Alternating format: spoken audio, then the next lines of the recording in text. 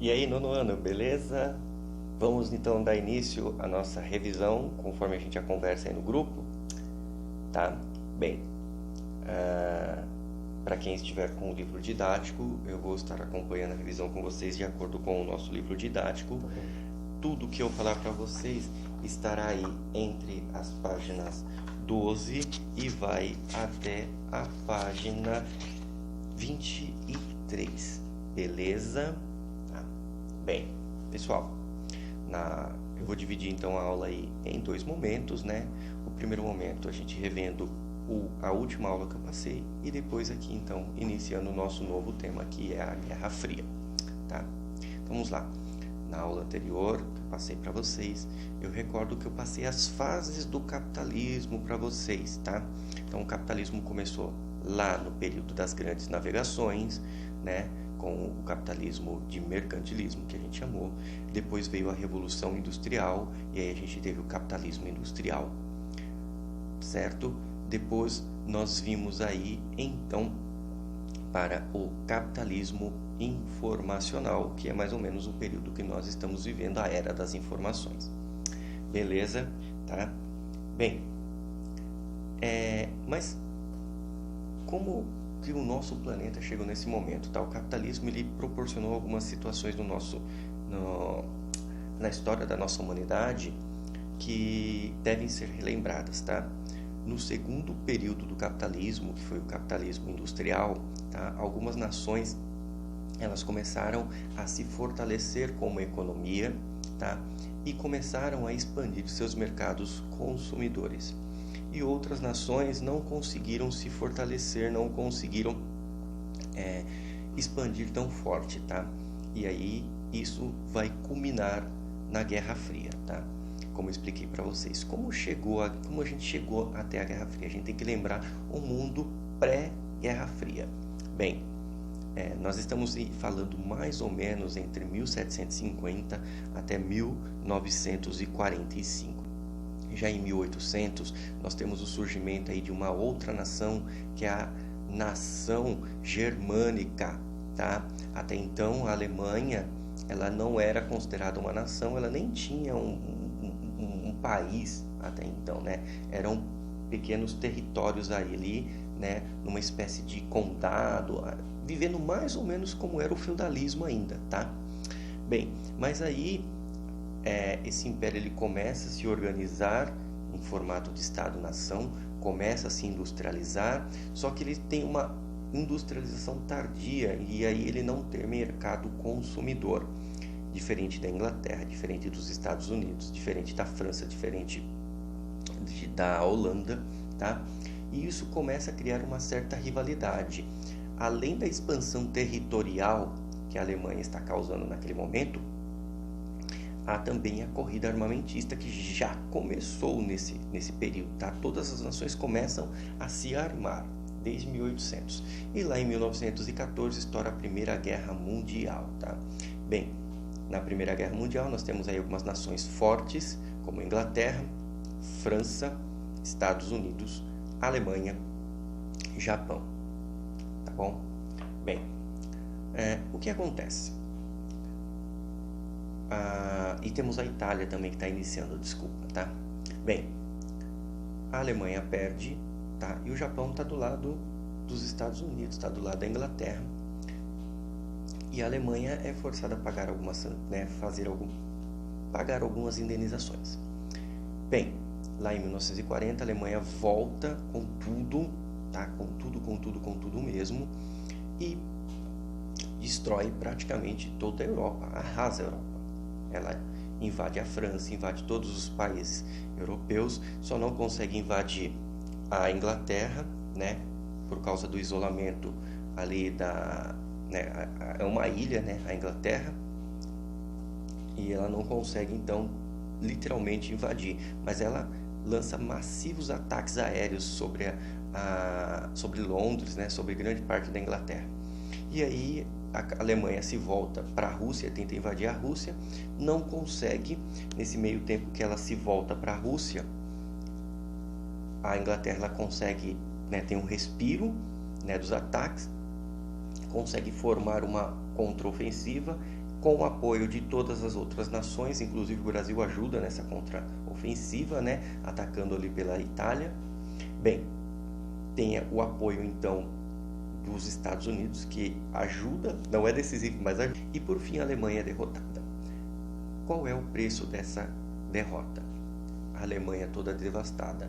A Inglaterra, que era um poderio econômico, já não é mais. França, que era um poderio econômico, já não é mais. Tem que pegar todo o resto de dinheiro que sobrou, porque guerra é caro, e reconstruir a Europa.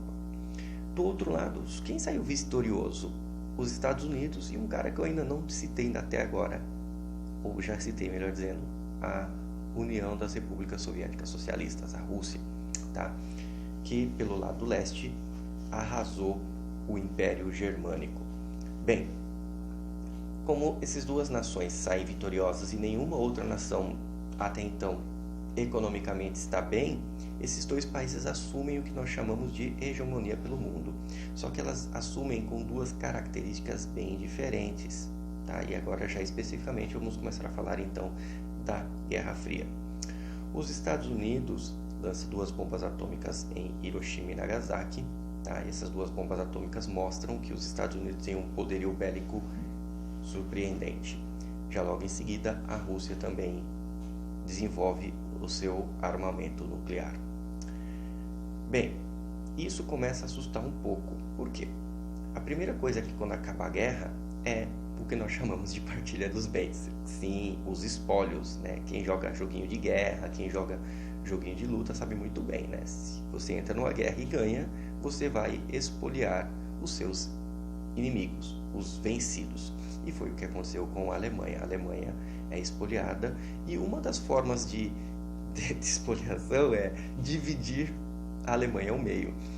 Então a parte oeste fica sobre domínio norte-americano, mas não domínio específico, é domínio ideológico, tá? A Alemanha, Berlim Ocidental, ela vai ficar sobre o regime capitalista. E a Berlim Oriental fica sobre a tutela da da União das Repúblicas Soviéticas Socialistas, tá? Com o regime socialista. E aí nós temos então dois regimes econômicos bastante distintos. O capitalismo, ele é um sistema econômico e social, e ele tem algumas regrinhas, algumas diretrizes, tá? E quais são? Por exemplo, dentro do capitalismo, uma das coisas que o capitalismo prega é a propriedade privada, tá? Dos meios de produção. O que é propriedade privada? Que é meu, tá? Eu sou o dono daquilo. A economia voltada para o mercado, tá? Tudo que eu produzo, eu vou produzir para o mercado, para a venda. Não necessariamente produzir para o meu consumo, tá? Mas eu vou produzir em grande escala para ser compradas. Eu também tenho a lei da oferta e da procura, tá? Se eu tenho um produto e esse produto ele não é procurado, eu vou ter prejuízo. Agora, se esse produto ele é procurado, com certeza vou ter lucro. Então, existem algumas demandas que são feitas de acordo com a procura. Por exemplo, agora, vamos tomar como exemplo nosso período de quarentena. Os músicos não estão podendo fazer shows. Qual é a alternativa dele? As lives. Está tendo procura pelas lives? Tá, então está tendo demanda. Então eles estão fazendo show. Se ninguém assistisse esses shows pelo YouTube, pelo Instagram, com certeza eles parariam de fazer. Lei da oferta e da procura, entenderam? Bem, também temos a concorrência. Isso é interessante dentro do capitalismo, tá? Quanto mais produtos eu tiver, maior é a minha possibilidade de escolha. Então isso se chama concorrência, tá bom? E uma das outras características é o trabalho assalariado. Eu vendo a minha força de trabalho para as pessoas que têm os meios de produção, tá bom? Então, por exemplo, eu como professor, minha força de trabalho é o meu conhecimento, eu vendo esse meu conhecimento para o Estado e sou professor de vocês, tá? Os pais de vocês devem ter outras formas de vender o trabalho deles. Um pode ser açougueiro, um pode ser marceneiro, o outro pode ser pedreiro, um pode trabalhar numa loja de sapatos, de conveniência e assim sucessivamente, tá bom? Por outro lado, nós temos o sistema socialista. Como que é esse sistema socialista? Esse é bem diferente, tá? Bem, E eu gosto de falar, porque principalmente para aquelas pessoas que costumam falar que o Brasil é um país socialista. Se você olhar isso aqui, que eu vou falar sobre o socialismo, jamais nós vivemos um país socialista. Por exemplo, dentro de um país socialista, todas as empresas são estatizadas, todas as empresas são do governo. Então, por aí vocês já tiram, né? Toda a produção é do governo do Brasil, né? Se alguém tem algum pai aí que tem alguma empresa, e será que o que ele vende ele dá para o governo fazer o que quiser, ou ele vende para quem ele quer? Bem, economia planificada. O que é economia planificada? O governo fala o que tem que ser produzido, tá? Então, é um plano feito pelo governo.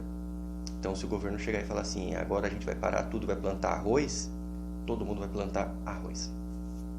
Acho que funciona assim no Brasil, né? Todo mundo fala, que algumas pessoas falam que é socialista, então vocês já vão tirando por aí, tá?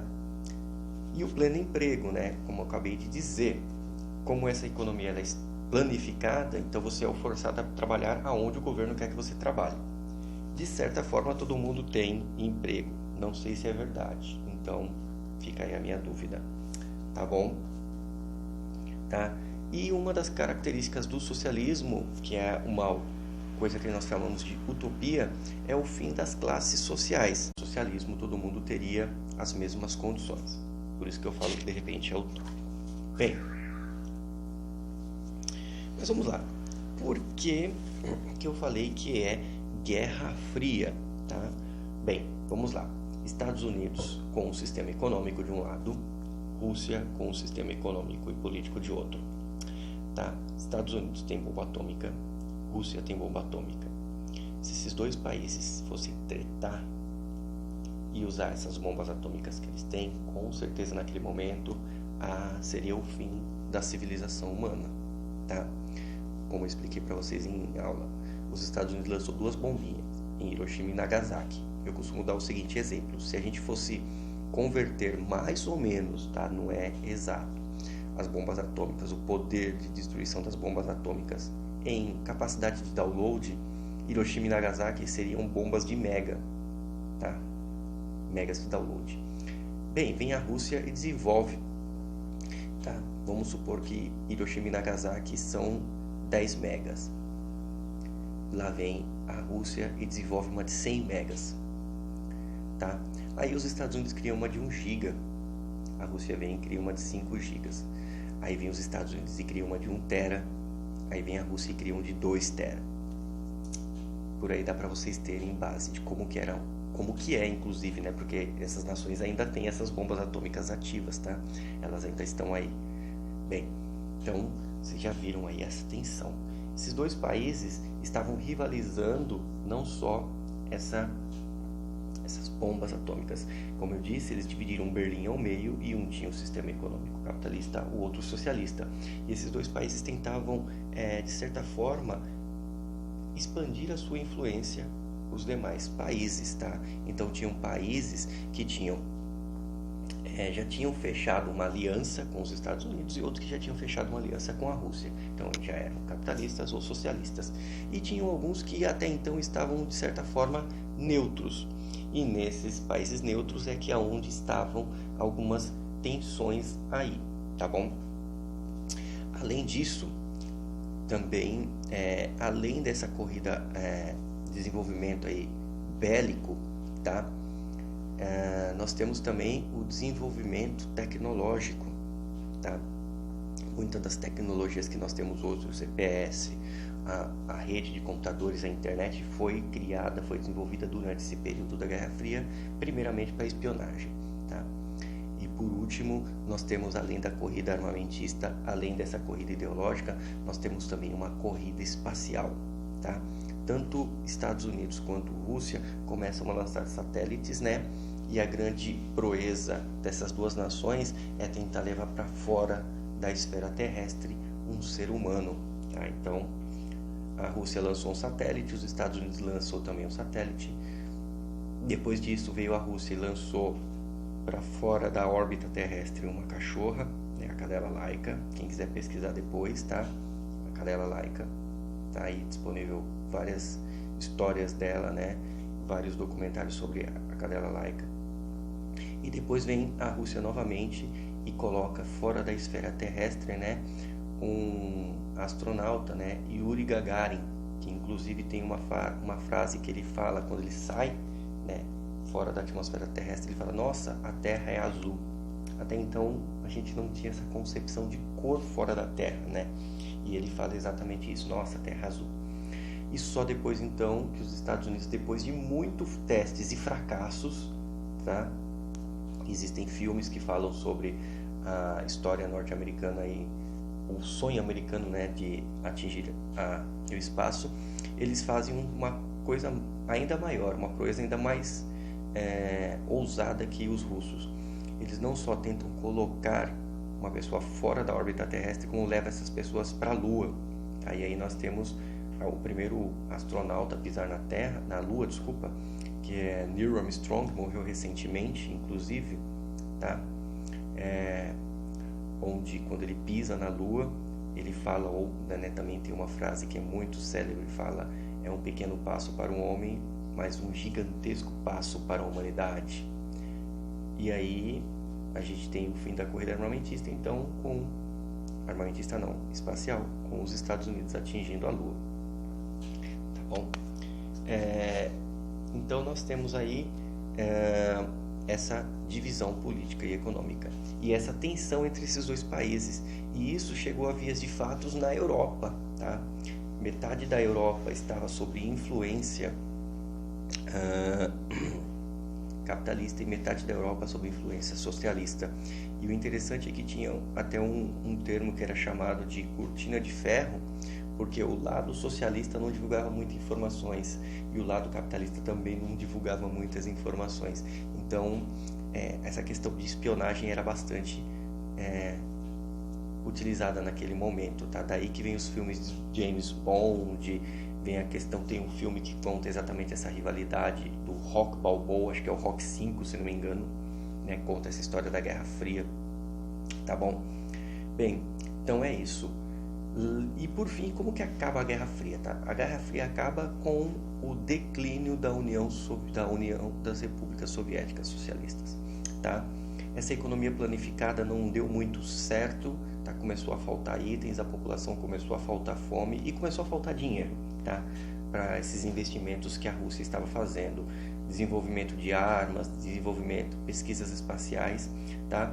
E por fim a Rússia tem que se render ao capitalismo, tá? Lá em 1889, com a queda do Muro de Berlim, né, que dividia um lado capitalista socialista, praticamente decreta o fim do socialismo soviético, e em 1991 o fim da União das Repúblicas Soviéticas Socialistas deixam de existir, né? Alguns países que tinham sido anexados à Rússia se tornam independentes e surge então o que nós chamamos de Rússia. Beleza? Acho que ficou até longo esse vídeo, eu vou finalizando por aqui. Vou passar para vocês algumas atividades agora então, mas espero que vocês tenham entendido. Se não entenderam, não se acanhem, me chamem no privado, lá no WhatsApp, que eu esclareço algumas dúvidas, ou vocês podem rever este vídeo, ou por favor assistam um vídeo que eu deixei para vocês lá no Drive, tá? Como uma das atividades para a semana, que é do canal Geografia, um professor super legal que prepara alunos para o Enem ou para vestibulares, tá bom? Vou ficando por aqui, pessoal. Tchau, meninos e meninas, e fui!